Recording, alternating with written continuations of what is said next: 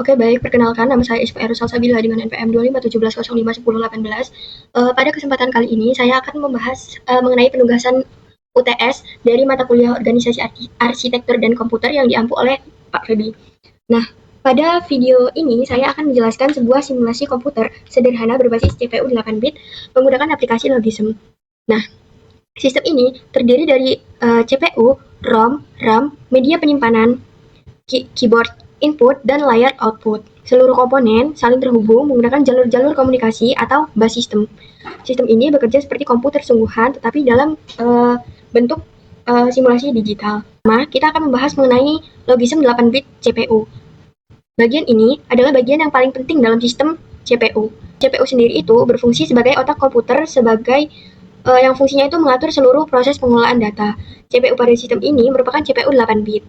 Artinya, CPU itu hanya mampu memproses data sebesar 8 bit dalam satu kali operasi. Karena menggunakan 8 bit, maka data maksimum yang dapat direpresentasikan adalah 2 × 8, yang hasilnya itu adalah 256. Artinya, CPU dapat mengolah nilai dari 0 sampai 255 dalam bentuk unsigned binary. Untuk struktur internal dari CPU sendiri itu ada ALU, control unit, register, bus, sistem bus, dan ada clock tadi yang di sini. Ini clock.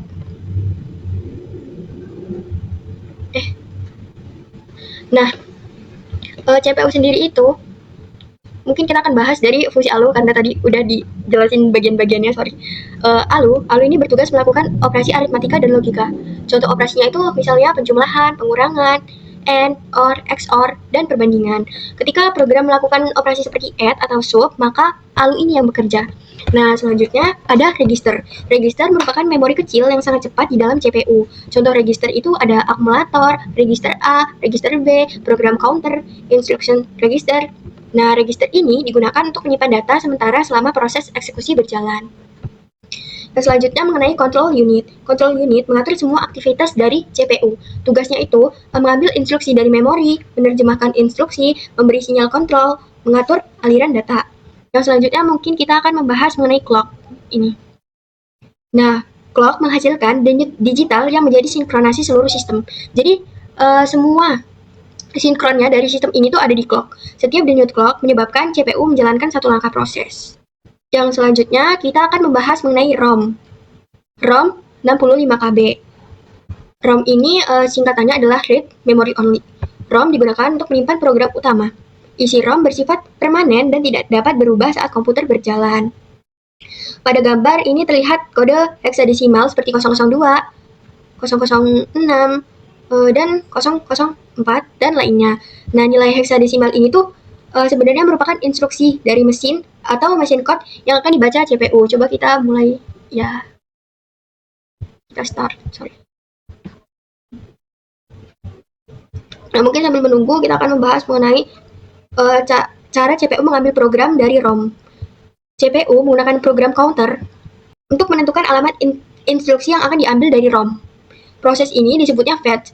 Setelah instruksi diambil, CPU akan menerjemahkannya pada tahap decode. Lalu instruksi dijalankan pada tahap execute. Nah, selanjutnya mungkin kita akan membahas mengenai RAM. Pada RAM ini atau Random Memory Access digunakan untuk menyimpan data sementara. Berbeda dengan ROM, isi RAM ini dapat berubah selama program berjalan. RAM digunakan untuk variabel program, penyimpanan data sementara, stack, buffer, input, output. Contoh kerja RAM itu misalnya ketika user mengetik pada keyboard. Misal kita mengetik di sini, entah itu karakter. Nah, karakter itu akan disimpan sementara di RAM, di sini. Sebelum diproses di CPU-nya. Nah, begitu juga hasil perhitungan dari CPU, itu tuh dapat disimpan ke RAM lebih dulu. Gitu. Nah, selanjutnya mengenai disk. Bagian ini berfungsi sebagai media penyimpanan sekunder. Disk digunakan untuk menyimpan data lebih permanen dibanding RAM. Jadi di sini lebih permanen daripada di sini. Pada komputer nyata, komponen ini tuh dapat dianalogikan sebagai hard disk atau SSD. CPU dapat membaca dan menulis data ke disk melalui bus data. Yang selanjutnya yaitu mengenai keyboard. Komponen keyboard ini digunakan sebagai perantara input. Ketika pengguna menekan tombol, misal kita ngetik sesuatu, nah sinyal digital ini tuh bakal dikirim ke CPU. CPU kemudian membaca data input melalui port input. Nah, selanjutnya cara kerja input atau cara kerja keyboard ke CPU. Nah, CPU ini secara terus-menerus memeriksa apakah ada data masuk dari keyboard. Jadi bakal dicek terus-menerus nih sama CPU-nya. Di keyboard ini ada nggak data yang masuk gitu. Jika ada input, maka data akan diproses sesuai program yang berjalan. Bagian monitor atau display. Oke, mungkin kita start dulu.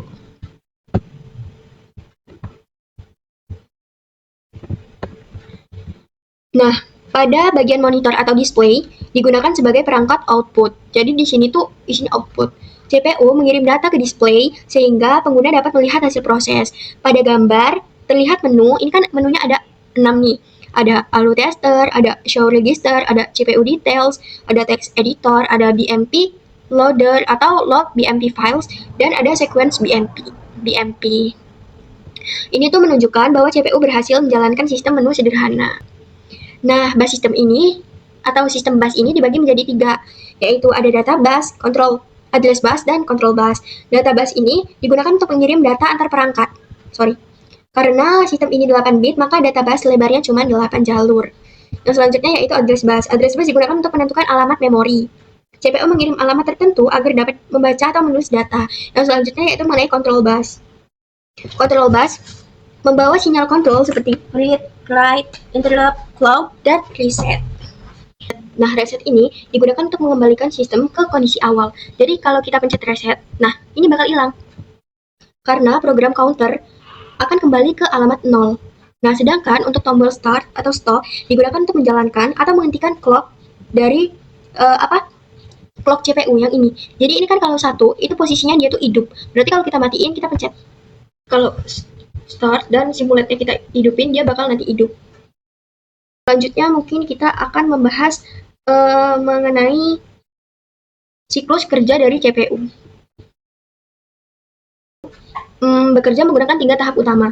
Yang pertama itu ada fetch, decode, dan execute. Fetch ini apa? Fetch itu CPU mengambil instruksi dari memori menggunakan address bus. Nah, terus pada fetch kita akan masuk ke tahap decode. Control unit menerjemahkan instruksi menjadi sinyal kontrol. Dari decode kita akan masuk ke tahap execute. Lalu dari register ini bakal menjalankan sebuah instruksi. Begitu.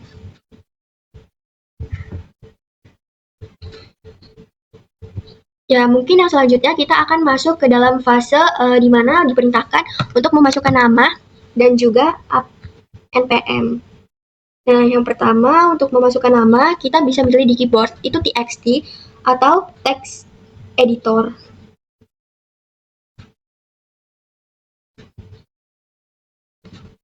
Karena kalau kita mau ngetik karakter atau huruf, itu txt ini gunanya untuk mengetik teks, menampilkan tulisan, dan membuat output karakter ke display. Kita start dulu, biarin mulai dulu.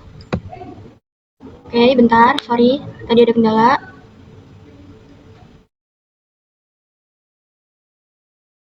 Nah, kita pilih opsi txt, yaitu angka 4. Oke, dan kita tunggu. Kita pencet opsi, kita langsung ketikin aja. Oke, kita ketik. Oke, mungkin kita matiin dulu biar nggak langsung masuk ke outputnya. Wait. N udah, A, M, A. Bisma, Eru, Salsabila. Enter.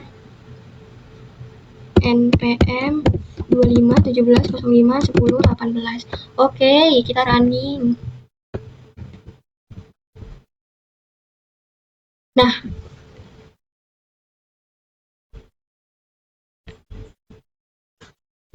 waktu kita mengetik nama dan npm ini, keyboard itu mengirim data ASCII ke CPU. Setiap dari karakter huruf ini dan karakter angka itu punya kode ASCII-nya masing-masing begitu. Nah, cara CPU memproses data itu CPU membaca karakter, menyimpannya ke dalam RAM, dan mengirimkannya ke display. Gitu. Nah, terus dari monitor yang tadi udah ditampilin, itu kan udah menampilkan nama akun, Ismail Salsabila, dan NPM 25 17 05 10 18. Jadi setiap dari ASCII tadi itu tuh, setiap huruf sebenarnya dikirim dalam bentuk biner buat ditampilin ke dalam displaynya ini. CPU tuh baca kode tersebut. Nah, terus ya ditaruh di sini. Oke. Mungkin yang selanjutnya kita akan membahas mengenai dari aritmatika atau wait, kita reset. Kita akan menghitung perhitungan aritmatika yang ada di dalam CPU.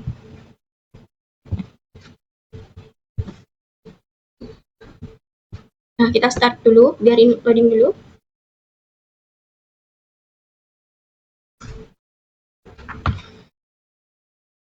Untuk menghitung aritmatika, kita akan memilih opsi 1. Oke.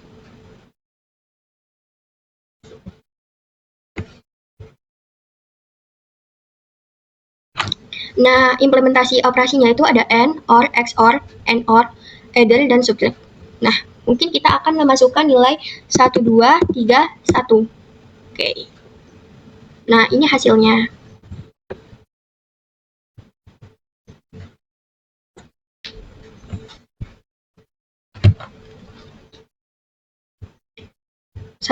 Data yang sudah kita masukkan itu kan ada angka 1, 2, 3, 1. Di mana 1, 2 itu berarti A. Dan angka 1 itu memiliki biner 0, 0, 0, 1. Dan angka 2 memiliki biner 0, 0, 1, 0. Dan B itu adalah 3 dan 1. Di mana biner 3 dari 3 itu adalah 0, 0, 1, 1. Dan biner dari 1 adalah 0, 0, 0, 1. Dan untuk operasi yang selanjutnya yaitu ada AND. AND itu adalah penjumlahan, dia bernilai benar jika keduanya itu bernilai benar.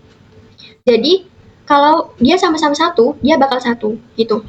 Nah, dari A dan B, dari nilai 1 dan 3, ini 1, 1, dia akan menghasilkan 1, 0, 1, dia akan menghasilkan 0, 0, 0, dia akan menghasilkan 0, dan 0, 0 akan menghasilkan 0. Pada 2 dan 1, pada karakter A dan B, 0, 1 dia akan menghasilkan 0, 1, 0 menghasilkan 0, 0, 0, 0, dan 0, 0, 0.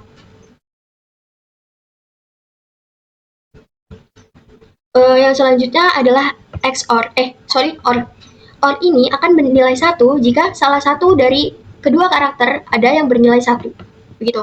Jadi untuk 1, 0 dia akan menghasilkan 1, 0, 1 dia akan menghasilkan 1, 1, 0 dia akan menghasilkan 1, 0, 0 akan menghasilkan 0, dan 0, 0 akan menghasilkan 0.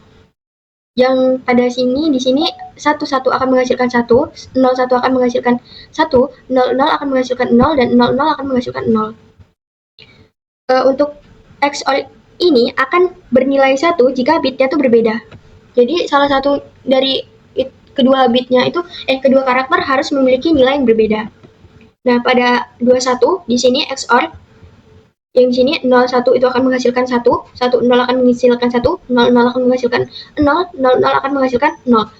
Dan selanjutnya yaitu 1 dan 3. 11 akan menghasilkan 0, 01 akan menghasilkan 1, 00 akan menghasilkan 0, dan 00 akan menghasilkan 0.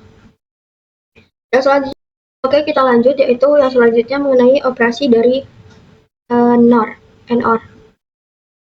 Itu adalah kebalikan dari XOR. Jadi kita tinggal melihat output dari XOR aja. Di sini 1, dia jadi 0. Di sini 1, dia jadi 0. Di sini 0 jadi 1, 0 jadi 1, 1 jadi 0, 1 jadi 0, 0 jadi 1, 0 jadi 1. Untuk add ini adalah penjumlahan biner. Begitu. Yang dimana 0 tambah 1, 1, 1 tambah 0, 1, 0 tambah 0, 0, 0 tambah 0, 0, 1 tambah 1, 0, 0 tambah 1, 0, 0 tambah 0, 1, 0 tambah 0, 0. Dan selanjutnya yaitu adalah pengurangan dari biner, yang dimana kita dapat hasilnya yaitu 0, 1, 1, 1, 0, 0, 0, 0, 0, 0, 0, 0, 1, 1, 0, 0, 1, 0, 1, 1, 0, 0, 1, 0, 0, 1. Sekian dari pembahasan saya, kurang dan lebihnya saya mohon maaf. Saya akhiri, wassalamualaikum warahmatullahi wabarakatuh.